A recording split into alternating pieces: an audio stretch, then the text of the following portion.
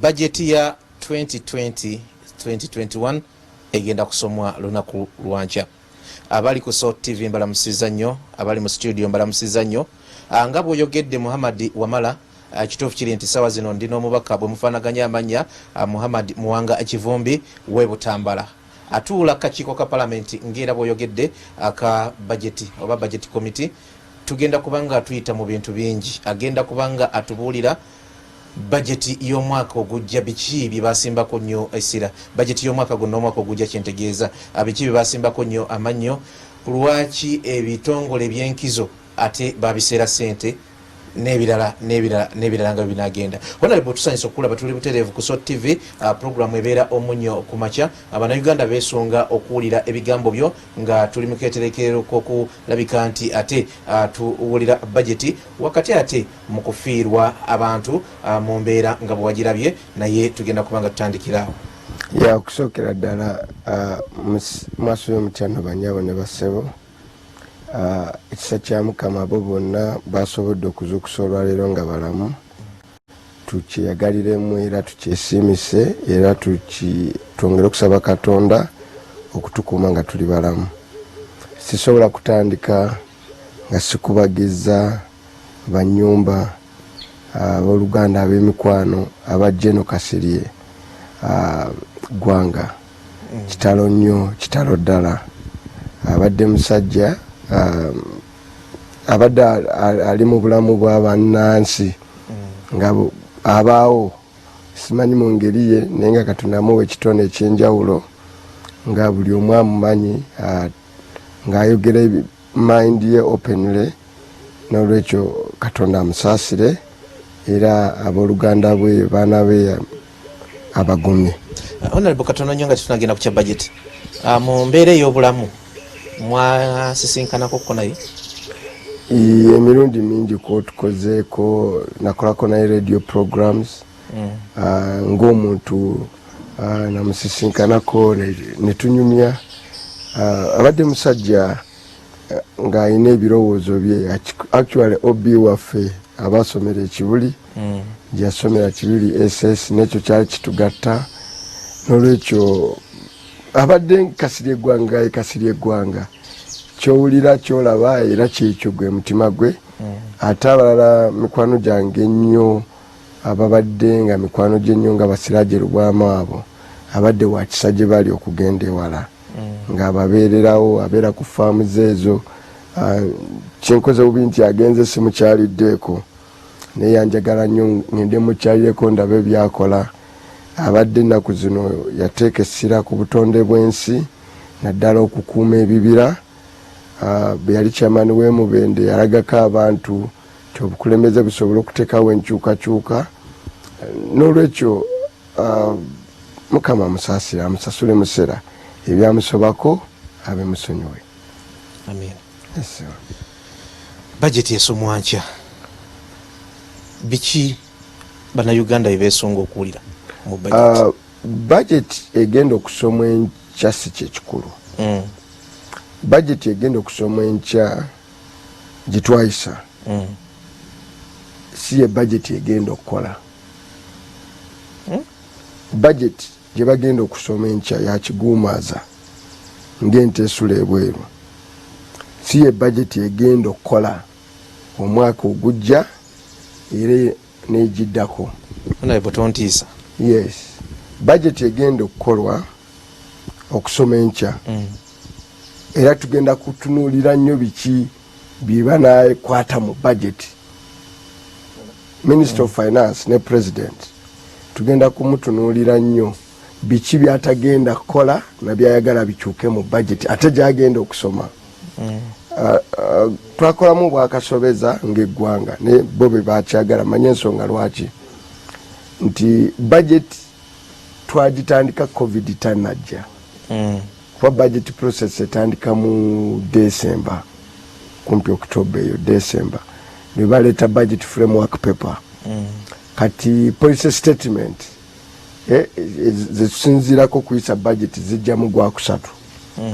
Kati twali twakamala okufuna budget framework paper kuba budget framework paper ye nambika gavumenti gyennyonnyoleramu biki byegenda okusaaka eki essira. Kati parliament netandika obikuba ne bannansi kigendera kyali nti ne bannansi batandika obikubaganyako ebirowoozo ne bategeeza abakoze budget nti bino bye baagala bakyuseemu. Buli kitongole ne kiddayo ne kirookola ennongooseza mu ntegeka yaakyo nga kitadde ebirowoozo bino bye kifunye naddala okuva mu bukiiko obw'enjawulo obwa budget buli sekita. Kakati twagenda okukola ebyo nga tumaze n'okufulumya budget framework paper ogwokusatu awo covid najja. Kati covid wajja kitegeeza buli kyetwali tulowoozaako kyetwalowooza nti kinaabaawo kyali kimaze okukyuka. Abantu bali waka batudde tebalina mirimu, ebyobusobozi bingi tebikola, ennyonyi tezitambula, ne transport yono wa taxi tatambula, so bintu bingi nnyo bikyuse. Nolwekyo tuba twakola budget nga twasuubira embeera eri etalimu covid. Twayisa budget eno nga tusinziira ku mbeera etalimu covid. Kati budget ey'obuwumbi 45 obutabalika trillion 45 batabalika tetumanyi na kumanya nti ekitongole kisolooza omusolo kinaafuna half kuzo kubanga bwetulira n'olwekyo awenziseko okutangaaza bannayuganda nti kyebagenda okuwulira enkya si kyekibawo ekifaananyi enteekateeka ya gavumenti be banaasoma ebyo betwayisa si bye bigenda okuwa ekifaananyi kyetuyimiriddeko naye lwaki palamenti yakikola titwalina ate waliwo gavumenti yalina omukisa ogukyusa naye fe ate twalina deadlines twalina salesale eteekebwawo ssemateeka netteeka erifuga ebyenfuna lye bayita Public Finance Management Act nga twalina okuyisa budget eno ng'ennaku z'omwezi 3 tegannaggwako ag'omwezi gwa May. Kati gavumenti yakola obulagajjavu balina emyezi egyo gyonna ebiri n'okukomawo budget eraga nti biri bye twabagamba birala kati tulowooza bino. Kyova olaba stimulus package president gye yayogeddeko ey'ebbanja eryakawumba lye tugenda okufuna mu IMF ne World Bank mu budget teriimu. Okukikolako amangu twaga nti mukiyise nga budget support sente zijja okukola ki okusindika budget. N'olwekyo budget eno tutunuulira nnyo emiwendo n'osuubira nti bye babisibye bye bigenda okuba omugugu guyinza okuba gujjuddemu byoya byanswa. Naye nga mwe mwagamba kigende mu maaso. Yes, because budget president yagikola ebeera ya president. Kati budget okugikola monopoly ya government executive. Parliament etunula mu executive byerese. Era buli kiwandiko kye twafulumya twabalaga nti budget eno erimu ebirumira bingi. First of all yalimu okudiibuuda okwa bulijjo okutalojjeka. Ng'abantu bataddemu ssente nnyingi nnyo ezo ne tugamba tusobola ozisalako ne tufuusa ssente. Neewunyiza nnyo mu kwogera kwa president naddala kuffe nga nze kyannumyemu naye ne nga kati ono naye lwaki atuukawo. President yaddidde ebirowoozo byajja mu ripooti yaffe ya minority report. Kuba ffe twava ne tulambika nti nedda bw'okwata mu budget eno osobola okufisswa trillions and billions of money. For example, mulimu seminar, mulimu workshops, mulimu travel inland, mulimu travel kambize mu Luganda, mulimu okukuŋŋaana nga bakola emisomo, mulimu okukola okutambula mu ggwanga muno, mulimu okugenda ebweru mu mawanga, mulimu okugula ebyuma empya, mulimu okulanga amawulire, mulimu periodical, mulimu ssente za classified mpitirivu obungi zitalojjeka. Ne tubawa formula nga 3 z'osobola okufissa ssente ne zikola mu budget. One, osobola okukola nga omwaka guno toyongeza n'okola ku budget yaggwa ku ezo items togedde classified abamu tebagimanyi. Ze ssente zigenda mu ministry ya defense ezisinga endala ziri mu office ya president endala ziri mu internal affairs mu police. Sente ezo teri n'olukiiko ne parliament tetumanyi kyezigenda kukola. Sente ezo ziweebwa majorly ku kutunulira byakwerinda bya ggwanga. Ne sente ezo gwafuuka omutuli ogwa pipe president gwakozesa okufukumula sente nyingi n'azikozesa byayagala kwagula bafuulu figa n'amala obudde n'akola biki ezo zemulaba agaba ezo zayonoona n'ajja eno ebisawo akwata mu kitave ekyo nga yeekwasa ebyokwe kubanga amanye nti ebyo teri agenda bitunulamu. Ate ne auditor general babitunulamu accountant general auditor general nga auditing ebitabo ebyo era report ye era agikuuma nga yakyama. Yes, ensi ezeetaaga kuba mubaayo for example muba mugenda kusasula abakesi muba mugenda kugula emmundu zemutaagala amawanga gabeetoolodde oba abayekera bamanyi muba mugenda kugula kati tugula nnyo artificial intelligence bino ebyuma bino ebibaketaketa ebya WhatsApp tuyagala bannansi bamanye nti obaketta. So bwe muba munaabigula ebintu bwe bityo n'okwetegeka okukuuma eggwanga oteeka okubanga esente ezo tuzitadde mu lukale kubanga abalabe bo bajja kumanya ky'olinawo nabo bakwetegekere. Naye tekisobola kubanga buli mwaka we wasinga ate okutwala sente nnyingi. Omwaka guno gwe tutambuza tugenda kusansaanya trillion 3 mu billion 15 ku classified si ku defense budget ku classified. Noweebuza nti naye ensi gyegati tulina emirembe okuva eggwanga gye liva okutuuka gye waliva konyaali eri mu galamba wakyaliwo terrorism entonotono.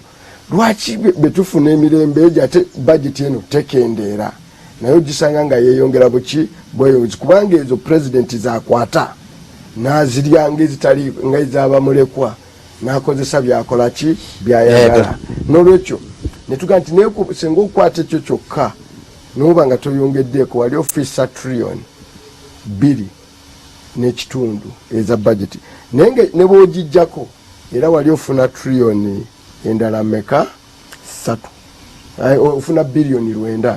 Kati idea eyo president yagyogedde yagikoppako ffe ne tubiwandika era ne babitwala yajogereko kagamba baŋŋambye mu budget ono group y'abasale yaŋŋambye tusobola okufisa obuwumbi 6. President bw'okoppanga mu kitabo kya munno obuvunaanyizibwa buligamba kkiriza nti wakoppye gundi. Bino birowoozo tubireeta kuzimba ggwanga tetukugamba mu kyokka nti mukulu kkiriza nti waggwayo tokyalina birowoozo bipya ebirowoozo obijja waffe eno n'ogenda ate obyogeranga be babikuwadde abo nabo bwe babikuwa bakulimba babikoppa eno naye nawe wennyini walinga ku TV ng'olaba betuka naye katudde ku budget. Olina n'ekyoyogeddeko katono nnyo honorable ekya travels n'ez'ebweru kozi watugambye mwabiyisa covid tannabaawo. Ye twabiyisa nga tusuubira nti ensi tejja kubaamu covid. Wate zikyaliwo kakati tezikyaliwo kati baba n'agenda wa okay temusobola omwaka kuyitawo nga temuguze ku mmotoka mpya ningati gavumenti omwaka guno nga bwe tuli mu covid tetugenda kugula ku mmotoka ki mpya tutambulire muze tukola ki muze tuyina emmotoka emu ezolaba ezo ez'aba minisita egula miliyoni wakati w'ebitaano n'olukaaga kati naye okuzimba classroom 2 ezaki eza masomero wetaaga miliyoni 5. Tegeeza minisita omu baba atambula bw'ati atambulira mu classroom 12 naye ng'ate omusanga agenda kukyalira abaana abali mu muti. Kati yensi eba yabakasobeza nate nti baba tebagenda wala zibafuga kugenda Ntinda we basula abasinga basula Kololo abalala basula muno bwe muti muno muze kati gwe otambudde obadde kochi tewali kyovula Gandhi yagamba abantu abakulembeze abakulembeze singa basobola kigambo frugal okubanga they live simple so that the people may simply live. Abakulembeze singa basobola okubanga baliwo nga tebadiibuuda abantu baabwe bo basobola okubaawo mwe temudiibuuda abantu bamwe basobola okukola ki kati benzira ku budget bweti bwetunula bajeti y'eggwanga eggwanga lino lirina obuzibu bunene sente zisinga zetugenda okukozesa tetuziyina kubanga internal revenue zetusuubira okukuŋŋaanya mu musolo ku biliyoni ku triliyoni 45 URA egenda ne sente zonna zetugenda okujja musolo tusuubira nti tujja kufunako triliyoni 21 naye bwe twogerako ne ku triliyoni 21 ng'omwaka guno jasikansikeguleko ngende ku revenue side wawe mugenda okujja sente triliyoni 21 omwaka guno gwennyini URA teyasobodde kukuŋŋaanya nga covid tanajja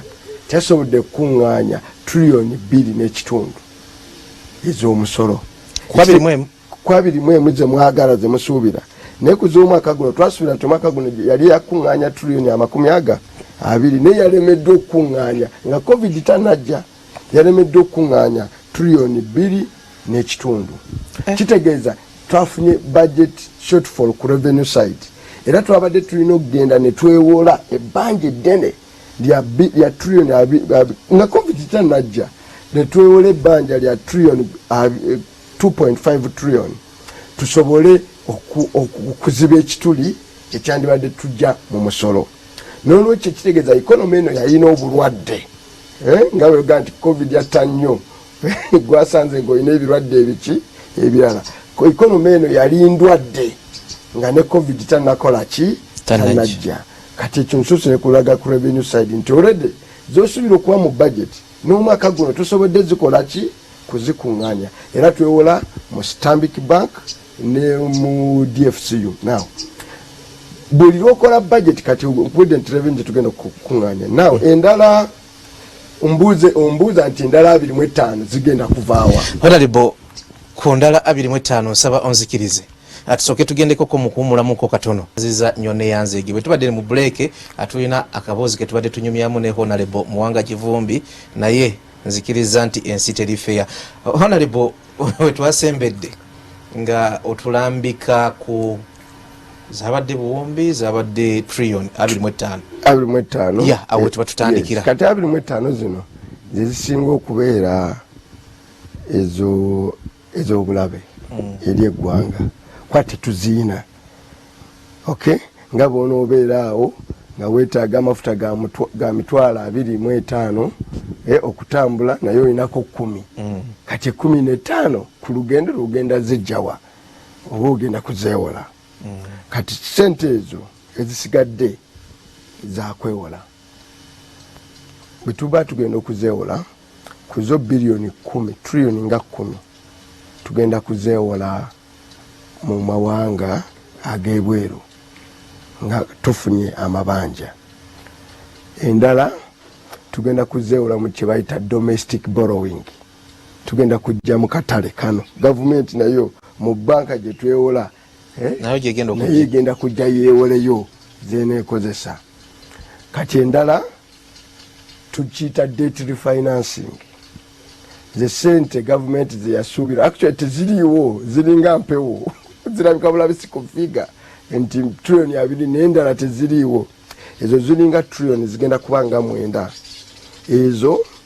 gavumenti ze sente abantu beba yeewolako sente kubanga twewoze okuva ku bannansi kati triliyoni ziweranga 15 zigenda mu 16 bano munda mu treasury bill olusi abantu afabimu tebabibeeramu treasury bill treasury bond twewolereramu ebyo ate era nabo abasinga okuwola amabanka nabiki nawo gavumenti sente ezo zeyeewoze yeewola triliyoni kati zigenda kubeera 16 awo kati omwaka guno wabaawo ezooteeka okuzza osasula abantu bano abakwewola ziba zimachuwalinze ziba zikuze ng'oteeka ozikola ki ozisasula nga gavumenti ate teziriko kubanja kubanga yalina kipapula ekyo sente ze olutuuka bweti bebba zigenda waliwo gye bayita collection account ya gavumenti kwe tukuŋŋanyiza sente ekyuma ne kikoonayo ne kijja ne kiwaggwe kati gavumenti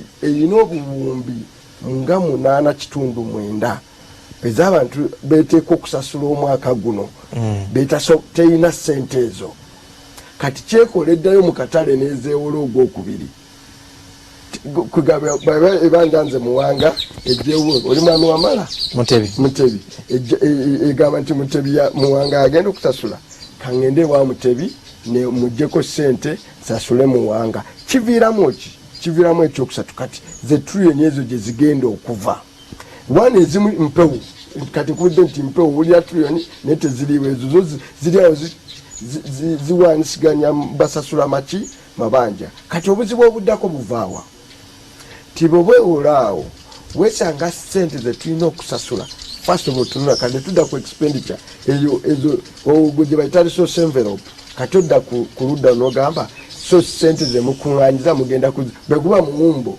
mugenda kugubegabega gutya kati sente ekitongole kigenda okusooka okutwala sente nyingi ze transport benenguudo okukola enguudo ekyokubiri mineral bino betulimu energy sector and mineral transport and works kyekisinga okutwala sente ki enyingi ekyo lwaki ezisinga enguudo z'amabanja zaki njakule lwaki ebyo byonna tebiyamba nnyo economy ti buli luguudo lwokola osangako mu China osangako muzungu structure ya muzungu akola muzungu yakola feasibility study muzungu sente zava China era zisigala ziri mbaki mu ba China actually wane waffe tezikyajjawo okola wano omulimu ne bakuwa certificate n'ogende China ne bakusasulira China n'amasannyalaze ne energy bwekyo mu mafuta mu energy byaba South Africa byaba China abantu baffe tebabiriimu ezo zi sector bbiri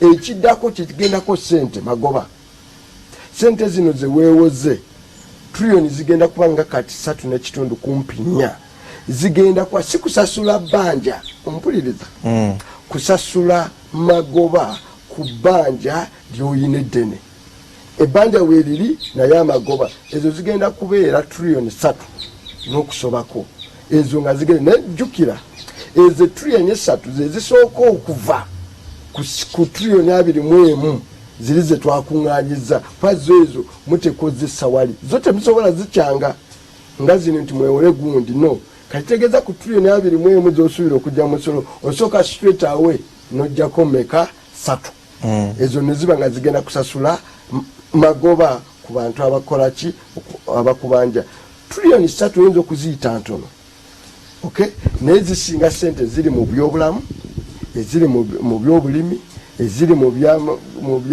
byobusuubuzi nezo nga zigenda kutwalibwa abantu abakubanja boolina okusasula amaki magoba kati trillion endala ya amortization ebeera nti eyo endala tugenda kusasula sente zetulina okusasula ababanja ku bbanja principle okutoolako n'olwekyo tuli mu nsi nga ffe tuli awo bakalya mabanja buli kiseera tuba mu mabanja tusasula mabanja tubeera ku byamabanja kakati eyo yensi mwe tuli kati sente endala ezigenda okuddako awo za byabulamu byati naye kankuzzeeyo okubulire nti bw'ogenda ku 21 trillion n'ojjako 3 osigaza 18 boddayo endala n'ojjayo ze tuyita recurrent ze sente kati nga kampuni yammwe zeetambuza okutambuza kampuni sasula abakozi kamera ezo ziddaabirize emmotoka zitambule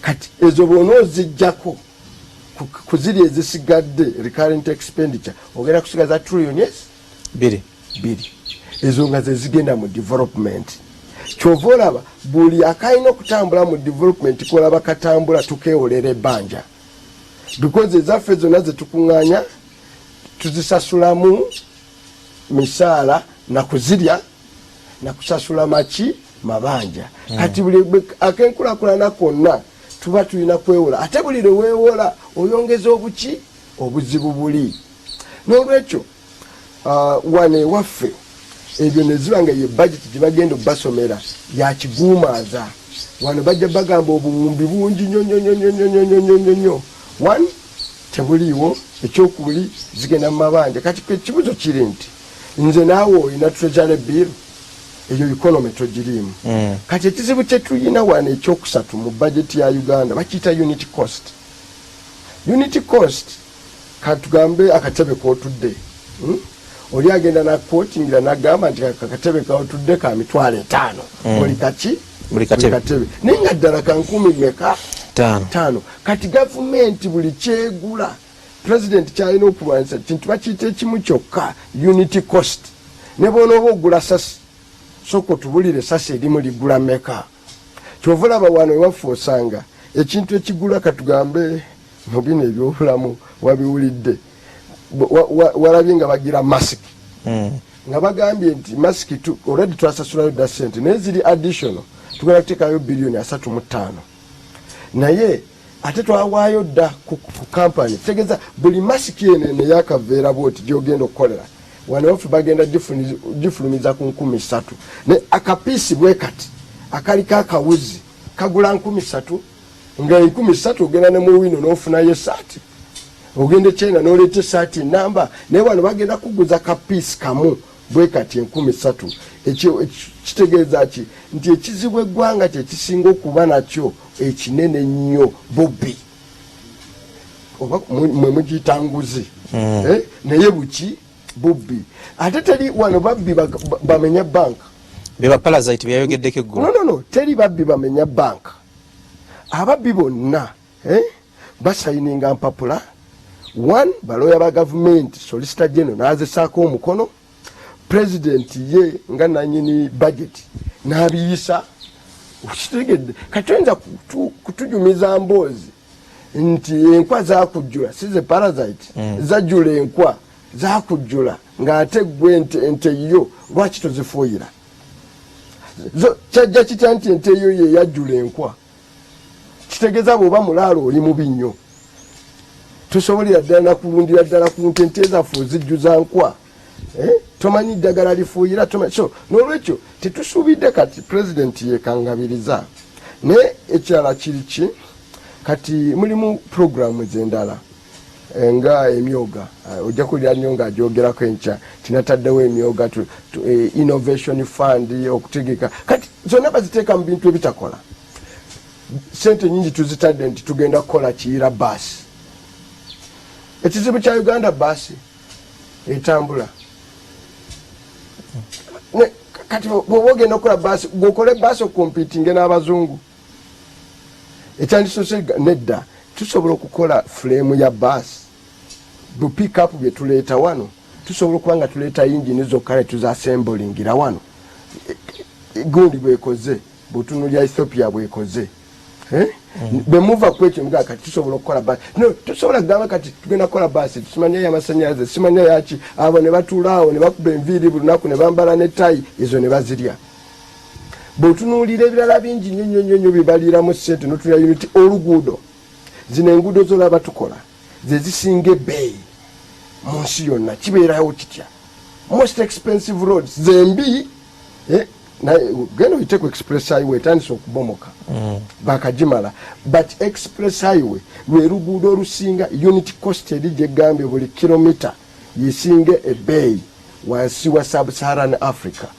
mwakolaki mwasima lusozi mwabuuka nnyanja naye kati gwogenda kuŋŋamba nti ye president Museveni abajja because teri contract egabwa mu Uganda nene nga tagibaddeemu mukono nga tagitunuddeemu ye nabaki atamanya miwendo egyo atamanya nti tugenda kukola enguudo bino si magic science tugenda kukola kilomita ez'enguudo 100 ne bakuleetera obuwumbi bwe buti naye wenyini ne bwoba pulezidenti ng'okubala tewakusoma kyensula teyakusoma oteekawo mutesi kilomita noga nti naye buli kilomita basebe mugenda gikolera sente meka kati ebyo teweetaaga rocket science teweetaaga research noga nti ne bwogenda ku Google n'ogugolinga olwaleero n'oteekamu emiwendo ofuna kilomita etambula etya ey'e Rwanda bagikolera batya ey'e Uganda bagikolera batya kati osanga wane ewaffe ebintu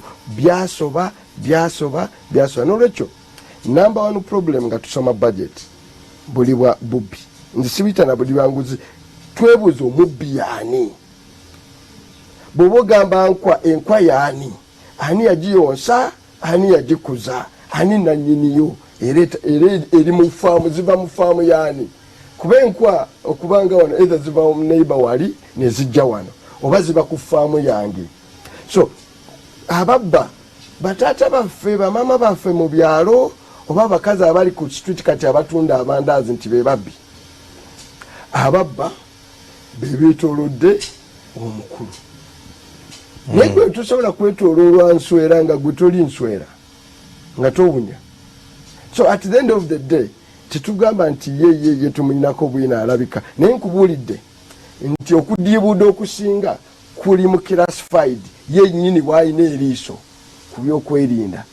Ye yennyini omukulu oyo akugamba alina mu sente zino alina bilioni 108 za donation zanaagabako president bilioni 108.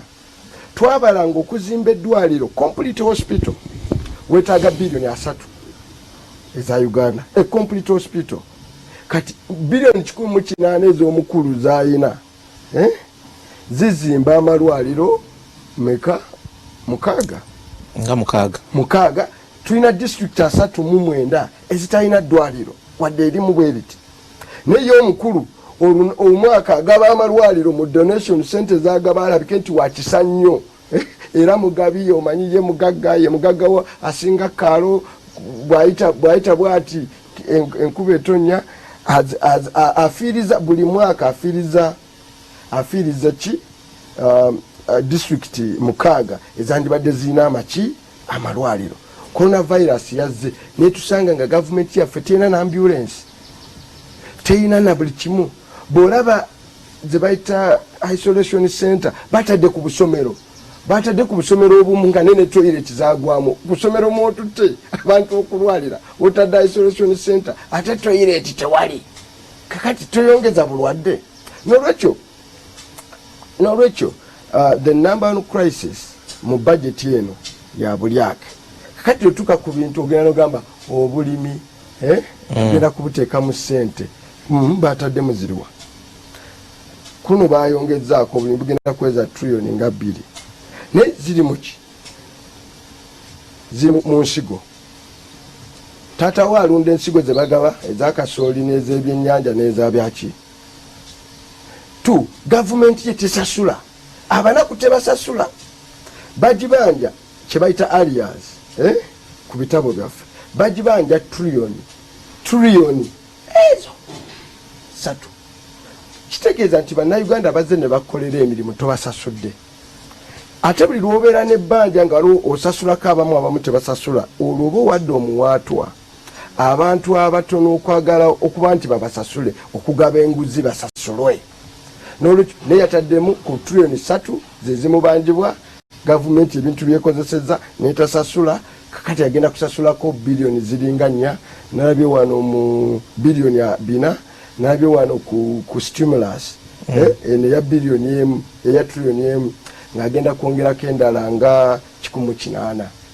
So gwe wenyini bano abagenewe bamutonya ntoya abakoledde tobasasula. So senga okuja ba economy eno kwata olwaleero osasule bonna ababanja ba gavumenti sente zigende mu biki. Nemwe abalina TV zino gavumenti eranga netasasula nemugibanja nemusimba lwa kasota. Ekitegeeza TV oba tebagisasudde naawe omusaala tokolaki tolina oba tojja kufuna kukwongeza. N'olwekyo gavumenti etasasula yeewola ndyaza amaanya tesasula tesobola kubanga eyamba abaki abantu bakati betutunula mu budget sente z'ababanja teziriimu. Sente zetukozesa tugenda kuzeewola ennyingi zigenda mu magoba.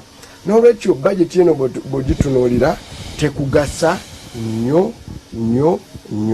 N'olwekyo munnayuganda wano ekituyamba kisa kya Mukama na mmere gye tulima mu byalo. Kyova olaba abalimi baffe n'abantu baffe abakozi abalunzi be bawangazizaawo eggwanga lino. Abatikalooleza amatooke ettooke lya 15 mu kyalo ewamu 13.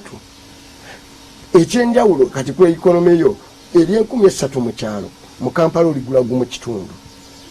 Omanyi lwaki oligula mu kitundu? Sente zisinga ziri ku transport. Ku transport ziri ku ki? Ziri ku mafuta.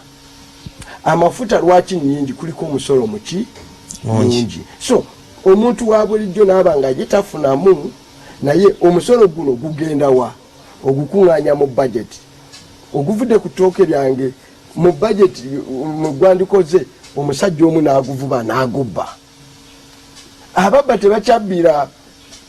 tebakyabbira mu miliyoni babba buwumbi n'olwekyo Mr. President nga tumugamba nga tusoma president baye Minister of Finance Kasayija amuyambako obuyambi Your Excellency eno budget tegenda kugasa Munnayuganda wa bulijjo ebirimu byonna mbimanyi yes mulimu ssente z'amasannyalaze mu byalo mulimu ez'amazzi mulimu endala ebyo well tuka mu byalo bitambula bikola naye waliwo ekibuuzo ekinene one oba abantu mu kyalo bagasobola okugalaba kati waffe bakola amazzi a lot of money naye omanyi nti abantu abasinga bakyagenda ku luzzi tebasobola tapu gyokoze nogamba omuntu omunaku sasula ekidomola nusu 10 takiina omuntu atalina daily income tasobola kubeera na daily expenditure. Honorable akadde kalayika kagala tulira mpinga era tugenda kubanga tukomekereza naye abwentunuulira embeera gye tulimu kati eya COVID-19 oba coronavirus twandirowoozeza nti sente nyingi ezisigaddewo ezitakozeseddwa olw'ebitongole na biki ministries okubanga zaggalwa ate zaggalwa mangu ekyo kyo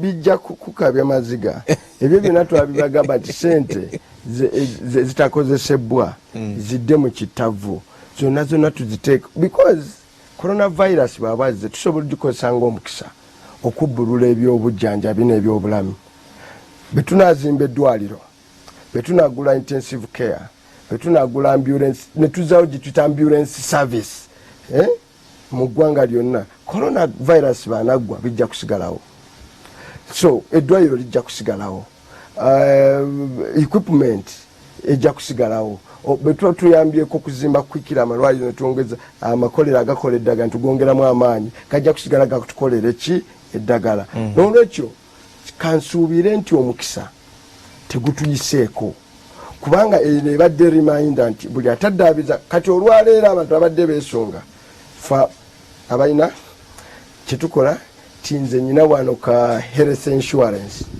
era nza health insurance yange entwala mu ddwaliro e India entwala bagenda wa kimanya Hong Kong entwala Spain e Germany oba USA leero ensu yatuuse Governor wa Bank of Uganda tumusime mutebire obulwadde ne bumukwata nga yeetaaga okumubajja omutwe guno bamubajje bagutereeze obulwadde bumutwala ng'ennyonyi eri wali etokota nga talina gy'alaga bagusalira wano nakasero kati buli mugagga yenna kyovulaba n'owankulunkuluize yafiiridde waka saaga kumwogerako bubi mutima gwamukwatidde awo ng'ennyonyi anaagenda waani mukyala we wanje ennyo gye yagenze Nairobi naye kati ne Kenya egamba temujja n'olwekyo kitujjukiza nti east or west home is the best kijjukiza nti bonna ababadde beyagalira mu birungi abalala bye bakoze olunaku lutuuka akamulirwana sikako olunaku lituuka nga akako kekaki kekayina okukujuna n'olwekyo buli omu kati twafunye reminder nti buli omu asseeyo omulaka ku biki ensi yaffe bye yeteeseteese okubeezaawo ng'omulamu ng'omuntu ng'emirimu ng'ebyokulya kati gwe gavumenti yawa eremu emyezi 3 okugabirira obuwunga disitulikiti 2